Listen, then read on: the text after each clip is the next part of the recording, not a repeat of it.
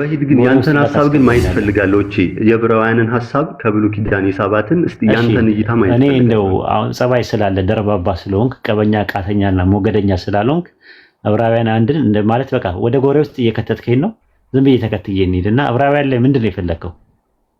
አሁን ለምሳሌ ዕብራውያን ላይ ምዕራፍ 1 ላይ ወደ 10 ወደ 9 ወደ 8 አካባቢ ስለ ልጁ ግን እያለ ከብሉይ ኪዳን የሚስበው አለ የዕብራውያን ጸሐፊ እኮ ከብሉይ ኪዳን ላይ ያለው ስለ መሲህነቱ ነው። ስለ ልጁ ግን እያለ የሚያወራው አባውት ሂሰን አይደለም የሚለው አባውት ዘሰን ነው የሚለው ስለ ወልድ ግን ማለት ነው።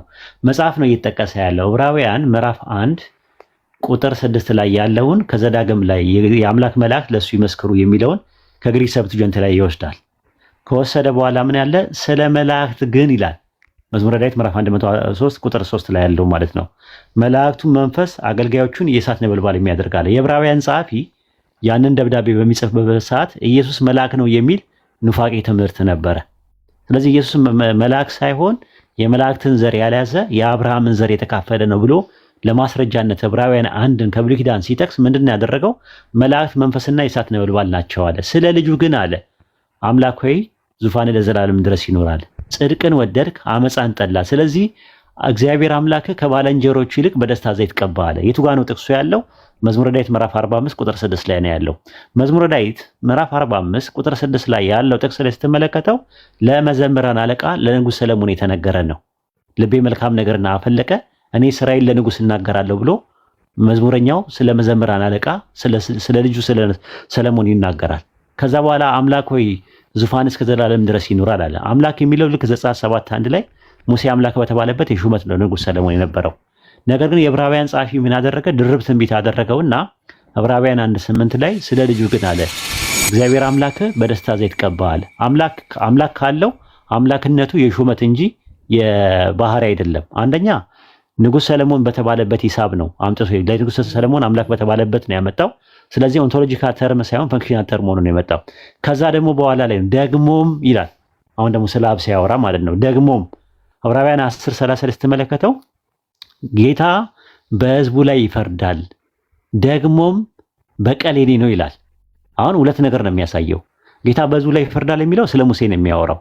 በቀል የኔ የሚለው ያህዌ ነው። ስለ ሁለት አካላት ነው የሚያወራው። ልክ ዕብራውያን 1:10 ላይም እንደዛ ነው ራሱ። ደግሞም ጌታ ሆይ ዮዴሄ ቫብሄ ያህዌ ሆይ አንተ ከጥንት ምድር መሰረት ሰማያት እጆች ስራ ናቸው፣ እነሱ ያረጃሉ ይለወጣሉ፣ አንተ ግን ጸንተህ ትኖራለህ አለ ስለ አብ ሲያወራ። ከዛ ቁጥር 14 ላይ ምን አለ? ጌታ ጌታዬን ጠላቶቼ የእግር መረጫ ሳደርስ በቀኝ የተቀመጥ ያለው ከቶ ለማን ነው አለ። ማለማን ነው ጌታ ያለው? ማን ነው በቀኝ የተቀመጠ ያለው? ያህዌ። አዎ እዛ ጋር ጌታ ጌታዬን ይላል። ጌታ የተባለው ማን ነው? ጌታዬን የተባለው ማን ነው? ጌታ ያለው ያህዌ ነው። ጌታዬን የሚለው አዶን ነው። ያው ወልድን ነው የሚያሳየው የሚያመለክተው ወልድን ነው። ስለዚህ ጌታ የሚለው መዝሙረ ዳዊት ላይ 110 ቁጥር 1 ላይ ዮዴሄ ቫቬ ነው አይደል? አሸም ነው የተጠቀሰው አይደል? አሸም ማን ነው? አብ ነው ወልድ ነው? በዛ ጥቅስ መሰረት አሸም ማለት አሸም ዮዴሄ ቫቬ ያህዌ የተባለው በቀኝ የሚያስቀምጠው ነው ነው። ጥሩ እዛ ጋር አሁን እዛው ጥቅስ ላይ ጌታዊ አንተ ከጥንት ምድር መሰረት ካለ ጌታዊ ከጥንት ምድር መሰረት ብሎ ከመዝሙረ ዳዊት ላይ የሚጠቅሰው ጥቅስ ላይ ያህዌ ወይ የሚለውን ዮዴሄ ቫቬ አሸም የተባለው ማን ነው? ወደ አዲስ ኪዳን ሲተረጎም ነው። በአውዱ መሰረት ማለት ከመዝሙረ ዳዊት ላይ መጥቶ አዲስ ኪዳን ላይ ሲያመጣው ኩሪዮስ ብሎ ያስቀመጠው አብ ይሆናል ማለት ነው። ከዛ በኋላ ዕብራውያን 2:6 ላይ ስትመጣ ምን ይላል? ታስበው ዘንድ ሰው ምንድነው? ተጎበኘው ዘንድ የሰው ልጅ ምንድነው? ከመላእክት ይልቅ በጥቂት አሳነስከው፣ በእጆች ስራ ላይ ሾምከው አለ። ተናጋሪው ማን ነው? ዳዊት ነው አይደል የሚናገረው? ዳዊት ነው ያው እየተናገረ። ማንን ነው በሁለተኛ መደብ እያናገረ ያለው? ወልድን እያናገረ ያለው። ሾምከው እያለ የሚያወራው ማንን ነው በሁለተኛ መደብ? ያህዌ ወይም ደግሞ በአዲስ ኪዳን አብ ለወልድ የሚያደርገውን ማለት ነው። ነው አይደለም? ጥያቄ አልገባህም። ልድገምልህ አንዴ። ዳዊት ሾምከው እያለ በሁለተኛ መደብ እያወራ ያለው ማንን ነው? ሾምከው ካለ ያው የሚሾመው ልጁን ስለሆነ ስለ ልጁ ነው። ሾምከው እያለ በሁለተኛ መደብ እያወራ ያለው ማንን ነው ነው ያልኩ? ወይድ ያልተረዳው። ኦኬ ጥሩ። ምን አልከው? እኔ አንተን ሳወራ ኢምራንን አበላኸው አጠጣኸው እያልኩኝ ባወራ በሁለተኛ መደብ እያወራ ያለው ማንን ነው? አንተን ነው ወይስ ኢምራንን ነው?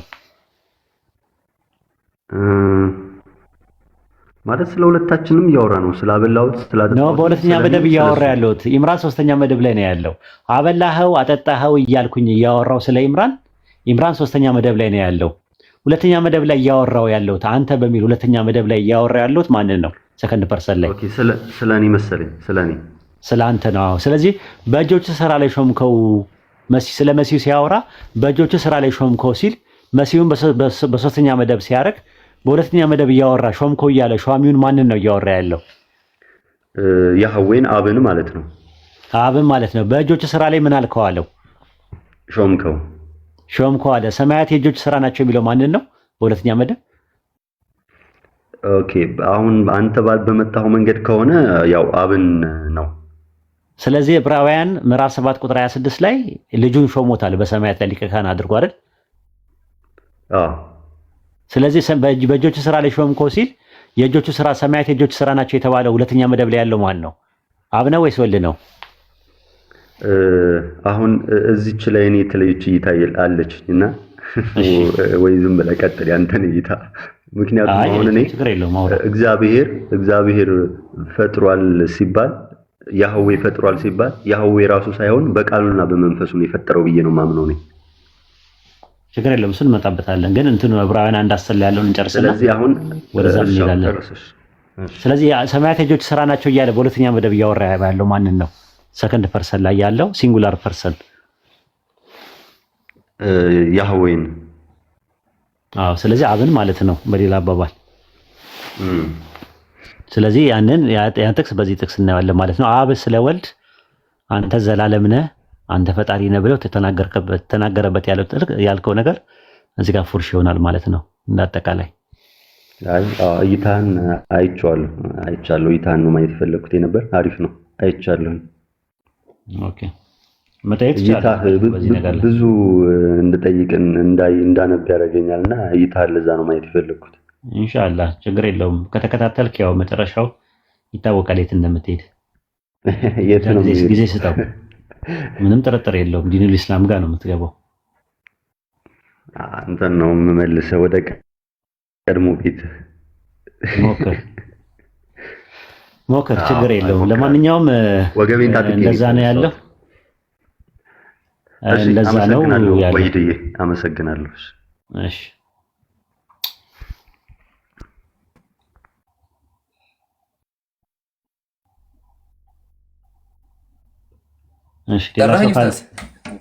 አልጠራውም።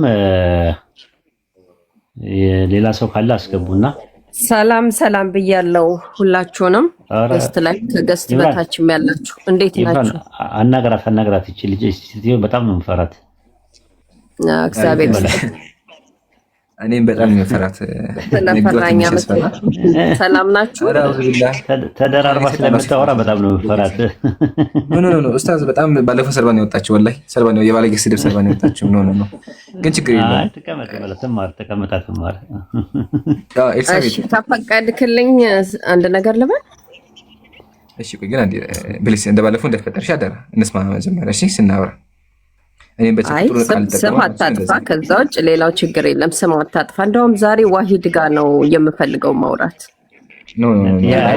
ጥያቄሽን አቅርቢና ከሌሎች ወንድሞች ጋር ጥያቄ ነው። ጥያቄም በነገራችን ላይ ጥያቄ ሳይሆን ጥሪ ነው ማቀርብልህ አንተ። ከዛ በፊት ግን ኢየሱስ የሚለው ኦርቶዶክስ ነህ? በጣም ይቅርታ እሱ ይመልስልኝና ከዛ ለአንተም ጠይቀን እጠይቃለሁ። እሱን አትጠይቂው። ጥያቄ ካለሽ ትምህርት ላይ ጠይቂ። ደግሞ ወርደሽ ደግሞ ተናገሪ። ነፃ ሚዲያ አይደለም እንዴ የምጠይቃችሁ? ሚዲያ ጥያቄ ሀሳብ ላይ ነው፣ ፐርሰናሊ ስለሌለ ጥያቄ ካለሽ ለምን መሰለህ እሱ ከተመላለስከው ጋር ኦርቶዶክሳዊ ከሆነ ለሱም ጥያቄ ስላለኝ ነው። ካልሆነ ምንም አይነት ጥያቄ ነው። በቃ አድርጋትና ኢምራን ቁጭ ብትበልና ሌላ ሰው አስገቡ።